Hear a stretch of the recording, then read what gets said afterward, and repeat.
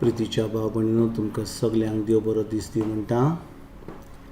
आयज सोनवार आनी आमचें शिवर्तमान जावन आसा मातवाची 14वी चीट 1 ते 12 पर्यंत. आनी आयज आमी ह्या शिवर्तमान वाचता की जेजू इतल्यो व्हडल्यो कोन्यो कोत्ता, पेखोणी मिलाग्री, आनी हेरोद पातशाय जो गालिल्या गांवान रूल कोत्तालो तो थंयसर व्हडलो ते भाशेन थंयसर पातशाय आहलो तो.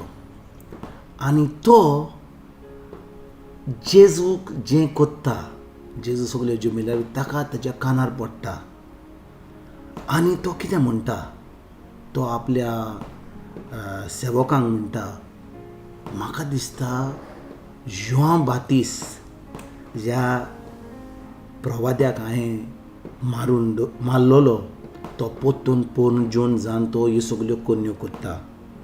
आनी भाव भयणीनो, हें कित्याक म्हणटा तो? जुआंव बातिस्ताक हेरोद पातशायन जेशी मारलोलो बुणगोनीत घालून. आनी कितें कशें केलें ताणें? जुआंव बातिस्तान हेरोद पातशाक सांगलेलें की तूं जें कोत्ताय बरें न्हय. ताणें आपल्या भावाच्या बायले बरोबर फिलीप, ताच्या बायले बरोबर हेरोदेसा बरोबर ताणें लग्न केलें. आनी जुआंव बातिस्तान कितें म्हणलेलें ताका? जुआंव बातिस्तान ताका सांगलेलें, तुज्या भावाच्या बायलेक तूं घेवन आसाय तें तुजें कोत्तूप सारकें न्हय. आनी जेन्ना हेरोद पातशायन आयकलें आनी ताच्या फिलिपाच्या भावाचे बायलेन हेरोद्या जी आतां हेरोद पातशाय बरोबर रावताली, तिणें आयकलें. ती एकदम हाचेर जुआंव बातिस्ताचेर रागार जाली आनी ती जुआंव बातिस्ताक जेशी मारपाचो प्लॅन केल्लो. पूण जुआंव बातिस्त त्या वेळार लोकां बरोबर इतलो बरो आहलो लोकां कडेन, कित्याक ताणें सगळें गालिल्याचें राज बदलून काडलेलें जेजूक तयारी करपाक. ताणें देवाचें उतर परगट केल्लें आनी लोकांची काळजां बदललेलीं आनी लोक खरेंच देवाच्या संबंदान वाडत वेतालो.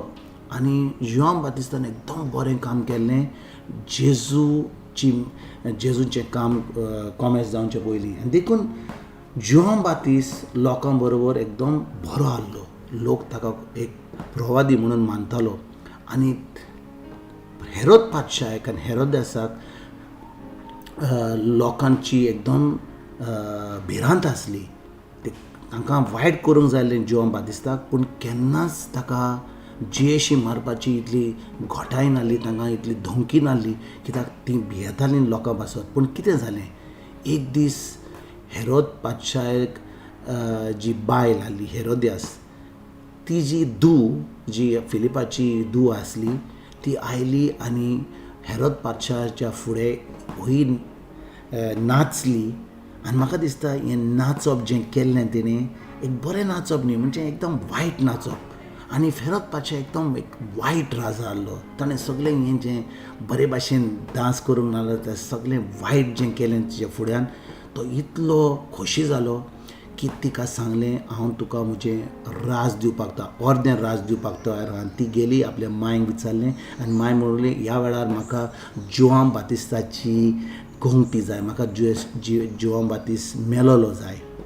आनी शेकीमेन हेरोद पातशायन जुआंव बातिस्ताक हो हुकूम घालो की ताका जेशी मारपाक. आनी भाव भयणीनो, जुआंव बातिस्त एकदम खरो प्रवादी आहलो. तो देवाचें उतर भिरांत नासतना सगळ्या लोकांक सांगतलो. आनी ताणें हेरोद पातशायक सांगलें जें तो वायट कोत्तालो म्हूण तें वायट कोत्ता म्हणून.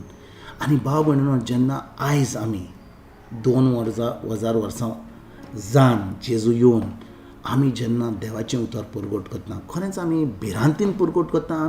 आमी भियेता की कोण कितें म्हणटलो, कोण आमकां नाकारतलो, केन्ना आमी दुसऱ्यांक देवाचें उतर तांकां वायट जायना म्हणून, तांकां कसलें दूख बेगना म्हणून आमी हें करता.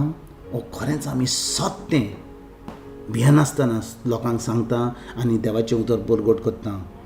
जेन्ना आमी कोत्तेले हांव हें देवाचें उतर भियेन आसतना खरेंच देवाचें उतर आमी देवाचें उतर म्हणून परगट कोत्तेले हांव तेन्ना आमी फकत जेजूक आनी देवाक आमी खोशी कोत्तेले आमी मनशांक खोशी करपाक आमी देवाचें उतर परगट करिना कित्याक जेन्ना देवाचें उतर आमी परगट करता सत परगट करता तें सत आमकां ही सुटका दिता आमचें मन बदलता आनी आमचो संबंद देवाशी घट जाता आयज जेन्ना ह्या देवाच्या उतराचेर आमी नियाल कोत्ता जॉन बातिस्ता भाशेन आमी देवाचें उतर खरेच भाशेन परगट करपाक सत सगल्यांक सांगपाक आनी हें सत आमी आमच्या जिवितान जियोवपाक हें आमी देवा लागीं आमी मागून आमी करुया तुमकां तुमच्या फॅमिलीक हांव एक बरो दीस आवडयतां आनी परतून तुमचे कडेन उलोवपाक फाल्यां हांव हाजी तुमकां सगल्यांक गॉड ब्लेस म्हणटा